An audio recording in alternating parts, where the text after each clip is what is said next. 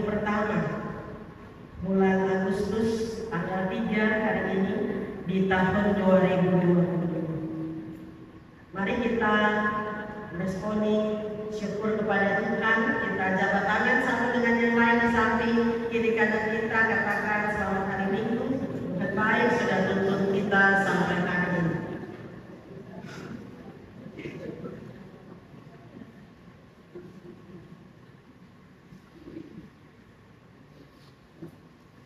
Ya, ibu bapak saudara yang dikasihi Tuhan, kalau kita beli satu produk elektronik yang baru, biasanya ada buku panduannya, dan kita harus baca dengan cermat dan melakukan apa yang ada di dalam panduan itu. Kalau tidak, barang yang kita beli itu bisa gampang rusak atau bahkan tidak bisa dipakai. Contohnya, kalau beli kulkas baru, dalam panduannya kulkas yang baru itu ketika pertama kali dihubungkan ke listrik, maka kulkas itu harus dibiarkan dalam keadaan tertutup dan kosong. Tidak boleh langsung isi makanan atau minuman dalam kulkas itu. Minimal 2-4 jam. Bahkan ada merek yang menentukan harus sampai 24 jam dalam keadaan tertutup dan kosong. Kalau kita tidak baca, kita tidak buat panduan itu, maka kulkas itu akan gampang rusak. Ya, kalau berkaitan dengan barang yang rusak, kita masih bisa beli baru. Tapi yang berkaitan dengan hidup yang rusak di hadapan Tuhan, itu fatal. Itu sangat disayangkan. Ibu bapak saudara yang dikasihi dan diberkati Tuhan, dalam kehidupan Israel, ibadat dan persembahan juga ada panduannya. Dan itu bisa kita baca di dalam kitab Imamat. Hari ini kita baca dari Imamat 7 ayat 11 sampai 21 dengan tema kurban keselamatan. Jadi di Israel dari banyak persembahan korban, ada satu yang disebut dengan kurban keselamatan. Apa itu kurban keselamatan? Kurban keselamatan itu kurban yang dipersembahkan mengekspresikan rasa syukur atas perbuatan Tuhan di dalam hidup umat, yang menunjukkan relasi yang intim, relasi penuh damai antara Tuhan dan umat. Karena itu kurban keselamatan juga disebut kurban damai. Ibu bapak saudara, di dalam bacaan kita ini disebutkan bagaimana kurban keselamatan itu mesti dipersembahkan, dengan apa, bagaimana caranya, berapa lama memakan korban persembahan korban keselamatan itu. Jadi ada yang namanya korban bakaran. Korban bakaran itu harus dibakar semuanya untuk Tuhan, terbakar habis di mezbah persembahan. Tapi kalau korban keselamatan, karena itu relasi intim dengan Tuhan, makna persekutuan juga ada. Karena itu dalam kurban keselamatan ada bagian yang dibakar untuk Tuhan, ada bagian yang dimakan untuk imam, dan ada bagian yang dimakan bersama dengan keluarga yang mempersembahkan kurban keselamatan itu. Kurban keselamatan itu ada 3 jenisnya, Ibu bapak saudara. Ada kurban syukur, karena bersyukur atas perbuatan Tuhan di dalam hidup, seperti Hana ketika ia mendapatkan Samuel, mengandung Samuel. Hana mempersembahkan kurban syukur. Kenapa? Karena Tuhan sudah mendengar doanya. Karena Tuhan melakukan perbuatan yang ajaib. Ia yang tidak bisa mengandung, kemudian Tuhan buat mengandung. Ada juga yang namanya kurban nasar. Kurban nasar itu ketika kita punya janji dengan Tuhan.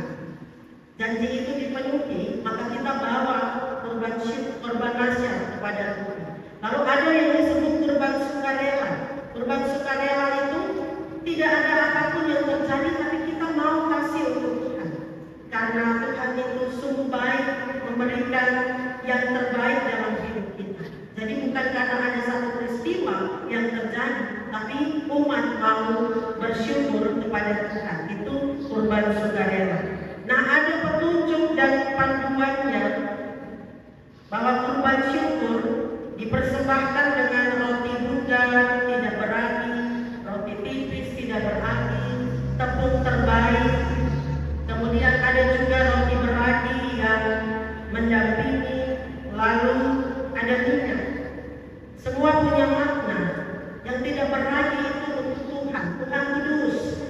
dalam tradisi Israel, ragi itu melambangkan dosa, melambangkan sesuatu yang jahat. Jadi roti yang tidak beragi untuk Tuhan, karena Tuhan itu yang kudus. Sedangkan yang beragi itu dimakan oleh umat yang mempersembahkan, simbol dari hidup yang penuh dosa, tapi bisa makan di hadapan Tuhan. Itu luar biasa karena Tuhan melayani umat mempersembahkan bagi Tuhan. Ada minyak, simbol dari mau dipimpin oleh Tuhan di dalam hidup. Ada tepung terbaik yang diberikan itu bukan sisa-sisa, tapi yang diberikan itu yang terbaik dari hidup untuk Tuhan. Nah, kurban syukur dagingnya itu harus dimakan saat itu juga, tidak boleh ditinggalkan sampai pagi. Karena ini bukan soal kita punya keinginan kenyang, tapi soal hidup yang berkenan untuk Tuhan. Beda dengan kurban sukarela dan mansar. Dalam bacaan kita disebutkan bisa tinggal sampai keesokan harinya, tetapi pada hari ketiga tidak boleh dimakan lagi, harus dibakar habis untuk Tuhan. Kalau makan, maka yang makan itu akan dilenyapkan, tidak boleh ada di antara orang Israel. Kemudian juga tentang kurban keselamatan ini, Tuhan sangat menjaga kekudusan. Tuhan itu kudus, karena itu Tuhan mau Israel yang sudah Tuhan bebaskan dari Mesir hidup sebagai umat pilihan yang kudus, seperti Tuhan yang kudus, sebagai umat pilihan yang tertib, seperti Tuhan yang tertib. Nah, jadi yang memakan kurban keselamatan, baik kurban syukur, nasab maupun sukarela itu harus orang yang tahir. Bahkan daging persembahan itu pun tidak boleh bersentuhan dengan sesuatu yang najis. Apa yang najis itu? Mayat misalnya, hewan-hewan yang najis itu sudah jelas ada di dalam imamat. Hewan-hewan yang haram itu tidak boleh, seperti misalnya tikus. Jadi kalau ada tikus yang lewat di situ tidak bisa. Bedua, dogi, seperti itu. Tidak boleh kena dengan hewan-hewan itu. Juga perempuan yang sedang haid. Nah, orang yang makan juga harus orang yang tahir. Jadi bukan hanya persembahannya tidak boleh bersentuhan dengan yang najis, tapi orang yang makan juga tidak boleh najis, harus tahir, harus murni, harus bersih hidupnya di hadapan Tuhan. Ibu bapak saudara yang dikasihi dan diberkati Tuhan, sekarang di dalam gereja kita GKI Tanah Papua tidak melakukan lagi secara detail apa yang menjadi panduan di dalam kurban keselamatan ini. Tidak ada di antara kita yang bisa lakukan ini dengan cermat. Tetapi kita bersyukur kepada Tuhan Allah di dalam Yesus Kristus. Sebab yang membuat kita sekarang tidak lagi melakukan segala peraturan imamat ini bukan karena kita gagal dan tidak mampu, tetapi karena anugerah kasih dan keselamatan dari Yesus. Yesus adalah kurban keselamatan yang sejati.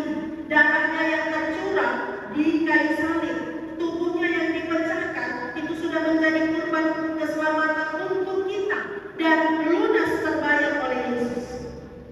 Tetapi kita dipanggil lewat bagian bacaan ini dan keselamatan dari Yesus. Walaupun keselamatan itu cuma-cuma, bukan berarti kita serampangan dalam hidup kita untuk Tuhan. Kita harus menjadi umat yang kudus. Yang Tuhan mengendaki dari kita bukan soal uang yang kita bawa di dalam persembahan itu, tetapi hidup yang berkenan di hadapan Tuhan. Karena itu yang dipersembahkan bukan hanya uang, tetapi yang dipersembahkan juga adalah waktu kita, adalah tenaga kita, adalah hidup kita di hadapan Tuhan. Pekerjaan-pekerjaan kita harus menjadi persembahan bagi Tuhan.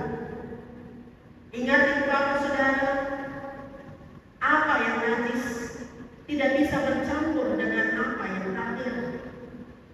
Allah menghendaki kita yang sudah beroleh pengampunan dosa secara cuma-cuma dari Yesus juga mesti menghargai anugerah keselamatan itu dengan menjaga diri kita dituntun oleh kuasa